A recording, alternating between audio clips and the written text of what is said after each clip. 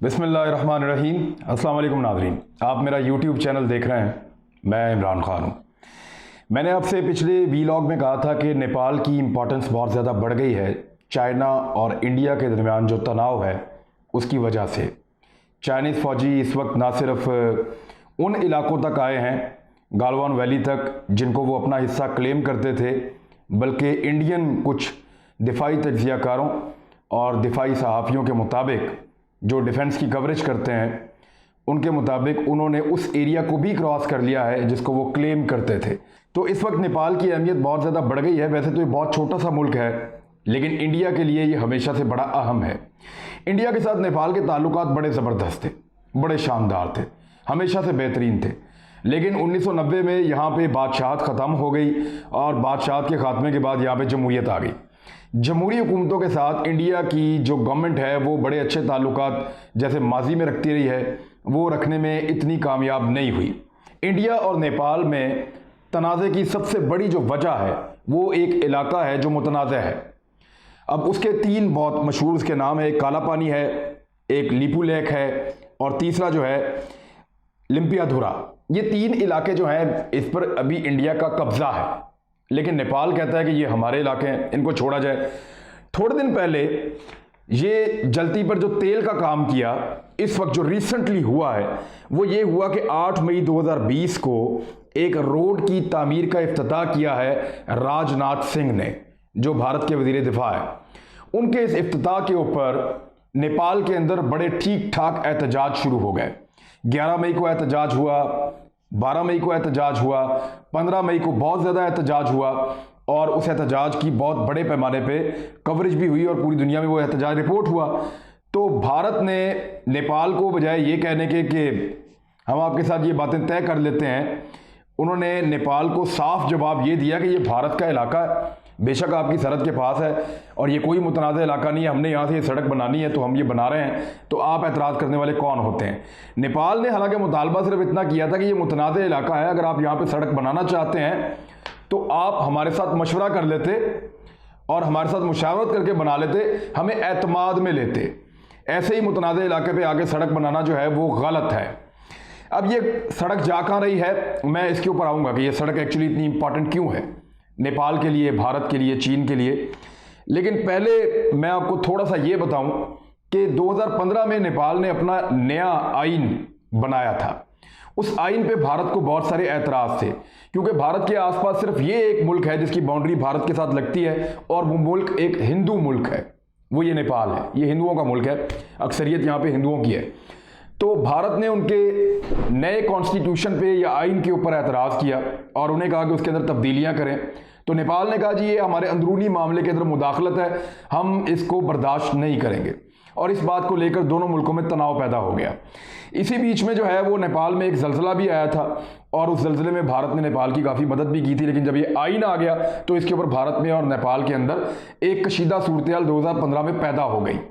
इस सूरत हाल के बाद भारत ने क्या किया कि नेपाल आने वाली जितनी भी चीज़ें थी उनकी सप्लाई रोक दी। यानी नेपाल एक लैंडलॉक्ड किस्म का मुल्क है और इसका पूरा इन्हिसार भारत के ऊपर है कि इसका तेल भी वहाँ से आता है, पेट्रोल जितनी मसनूआत है वहाँ से आती हैं, सब्जियाँ वहाँ से आती हैं, अनाज आता है, और जितनी ये ट्रेड करते हैं ये भारत के थ्रू करते हैं। तो भारत पे इसका बहुत ज़्यादा इन्हिसार है। तो भारत ने इनकी सप्लाई इतनी कम कर दी कि 300 टैंकर जो आते थे रोज़ाना फ्यूल के, वो कम होके 15 टैंकर तक रह गए, बल्कि बाज़ औक़ात वो भी नहीं आए। तो नेपाल को लगा कि वो तो भारत के बगैर चल ही नहीं सकता और भारत ने उसको बांध के रखा हुआ है। तो नेपाल में पहली मरतबा ये सोच पैदा हुई कि उसको भारत के बाहर भी झांकना चाहिए और अपने आसपास देखना चाहिए कि वो किसकी और मदद ले सकता है। और नेपाल के साथ जो दूसरा मुल्क लगता है वो चाइना लगता है। तो नेपाल ने पहली मरतबा चाइना की तरफ तब देखना शुरू किया।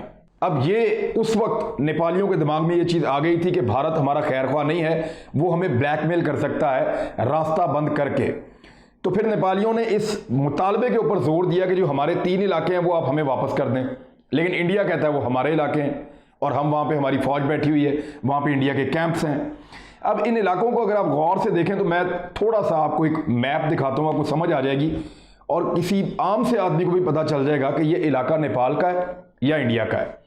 हुआ ये था कि जब बरतानिया यहाँ पे हुकूमत कर रहा था 1816 में, बरतानिया और नेपाल के दरमियान 1814, 1815, 1816 में, आज से 204, 5, 6 साल पहले ये मामला उठा कि नेपाल कहाँ है और बरतानिया कहाँ तक जाएगा, क्योंकि यहाँ पे बरतानिया की हुकूमत थी। तो नेपाल और बरतानिया के दरमियान में काफ़ी कशीदगी रही, लड़ाई भी होती रही, लेकिन फिर एक मुआहदा हो गया और उस मुआहदे को कहते हैं सुगौली ट्रीटी। ये जो मुआहदा हुआ नेपाल और बरतानिया के बीच में, उसमें ये तय पा गया कि ये नेपाल है और बाकी ये जो एरिया है ये बरतानिया का होगा, उसके दोनों तरफ। मशरक के जानिब जिस तरफ भूटान भी है, जिस तरफ बांग्लादेश भी है, जिस तरफ भारत का वो एक बारीक कॉरिडोर है जिसको हमने आपको बताया था कि वो भारत की चिकन नेक है, और ऊपर की तरफ चीन है, तिब्बत का इलाका है और सिक्किम है। तो यहाँ पे एक दरिया बहता है, दरिया मेची, ये मशरकी सरहद के साथ साथ है। तय पा गया कि इस दरिया के इस तरफ नेपाल होगा और इस तरफ जो है वो बरतानिया होगा। अच्छा, दूसरी तरफ भी एक दरिया है, उस दरिया का नाम है दरिया महाकाली, महाकाली रिवर भी इसको कहते हैं। ये जो दरिया है, इस पे भी तय पा गया कि नेपाल जो है वो इस दरिया के अंदर वाली साइड पे होगा और दरिया के बाहर वाली मगरबी साइड के ऊपर जो है वो बरतानिया होगा। जब भारत बन गया तो भारत ने भी इसी फार्मूला को जो है वो जारी रखा और नेपाल जो है दो दरियाओं के बीच में कायम एक मुल्क रहा बड़े लंबे अरसे तक। लेकिन फड्डा पड़ा सिर्फ और सिर्फ दरिया महाकाली पे या काला पानी के इलाके पे। उसकी वजह यह है, काला पानी इसलिए कहते हैं, यहाँ पे एक नदी है जो इसका पानी जो काला सा लगता है देखने में, तो इसलिए इसको काला पानी कहते हैं। अगर आप इस दरिया के साथ साथ ऊपर जाएं ना, नेपाल की बाउंड्री के साथ साथ इस दरिया के साथ आप ऊपर जाएं, तो ऊपर की जानिब आप नक्शे में गौर से देखें कि एक जगह ऐसी आती है जहाँ पे ये दरिया दो शाखा हो जाता है। यानी एक शाख इसकी मशरिक की तरफ को ऊपर चली जाती है और एक मगरिब की तरफ को ऊपर चली जाती है।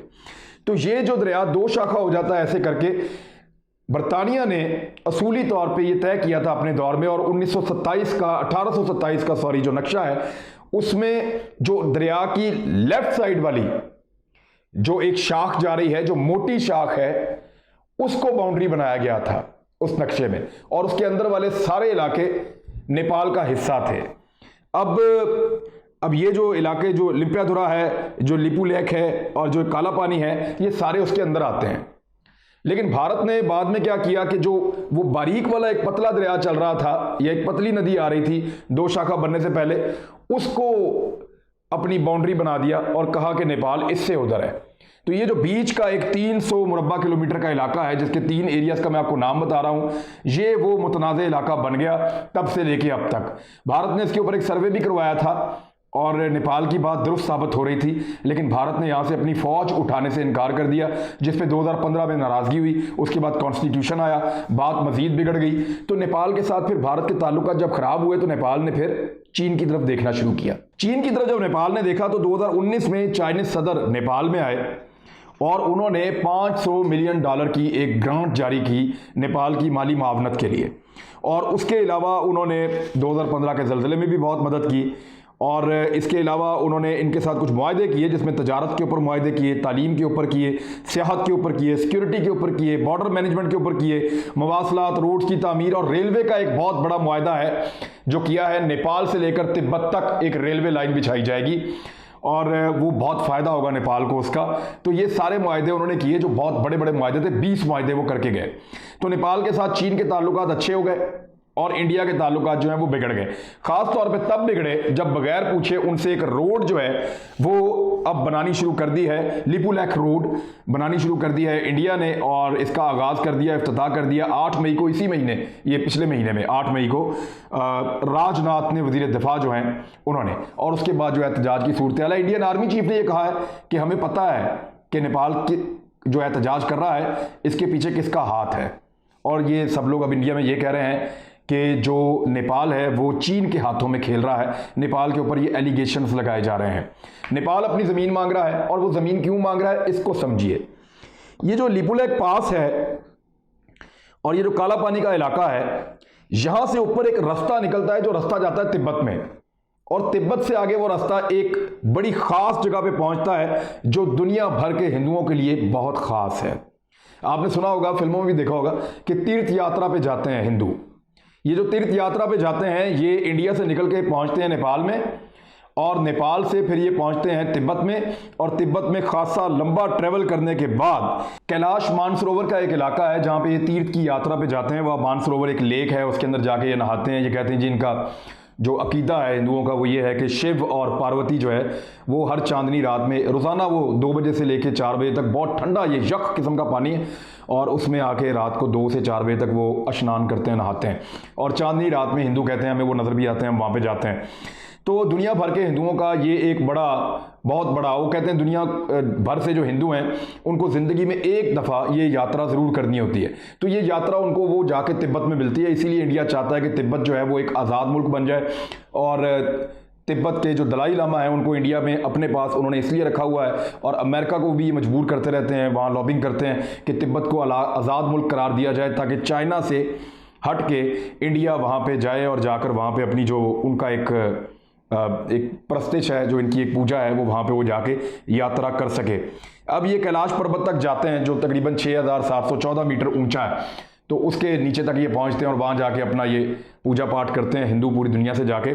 और ये इनको 5 दिन का सफ़र पड़ता है। इस सफ़र को कम करने के लिए इंडिया के हिस्से से इन्होंने इस सड़क को मैनेज करके बनाया है ताकि ये सफ़र 2 दिन का रह जाए।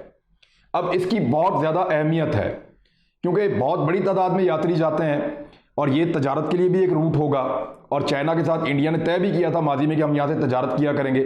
उसका भी बहुत गुस्सा है नेपाल को कि हमारे इलाके से आप तजारती रास्ते बना रहे हैं, आप फ़ायदे कमा रहे हैं, हमें आप पूछ नहीं रहे या हमें आप उसका हिस्सा नहीं दे रहे। हमारे यहाँ से आप बेशुमार यात्री जाएंगे, हमें उसका हिस्सा मिलना चाहिए और हमें यहाँ पर आके बैठना चाहिए।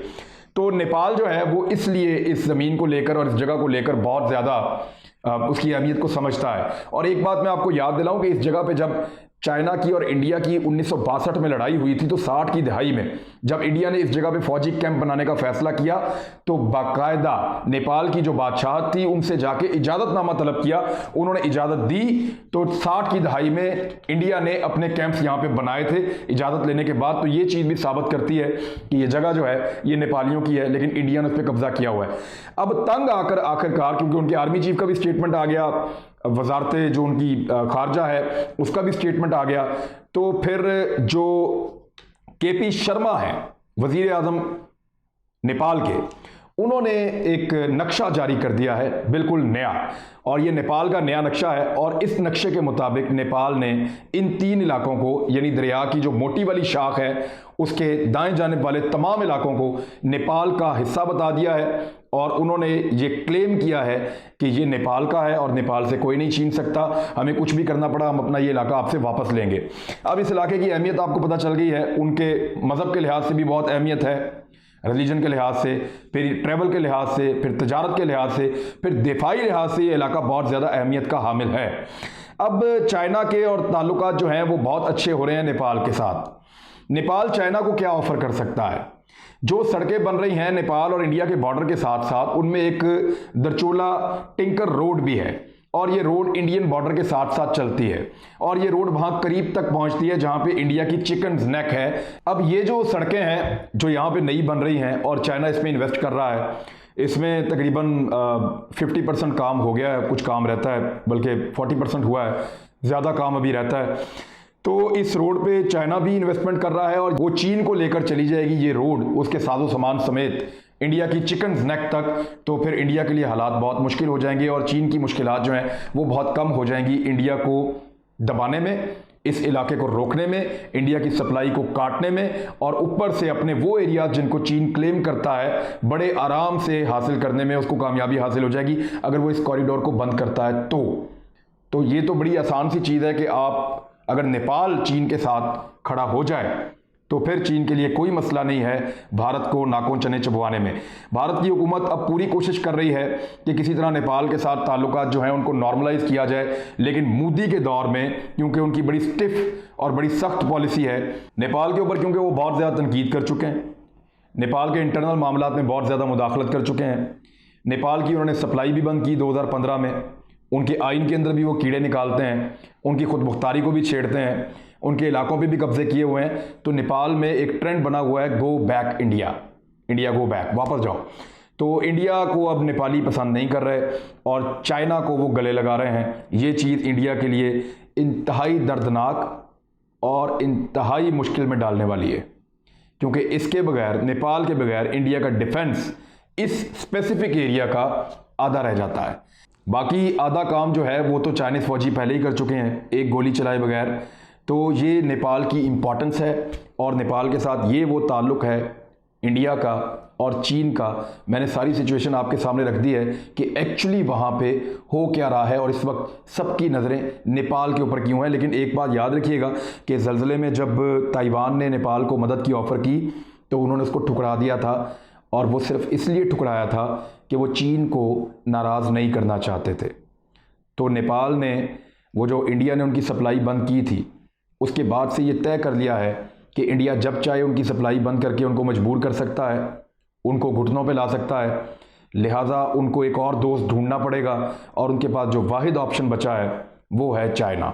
और चाइना के साथ उन्होंने अपने ताल्लुकात उस नहज पे पहुंचा दिए हैं कि जिसके बाद चाइना भी इससे फ़ायदा उठा सकता है दिफाई लिहाज से भी, और नेपाल भी इससे फ़ायदा उठा सकता है।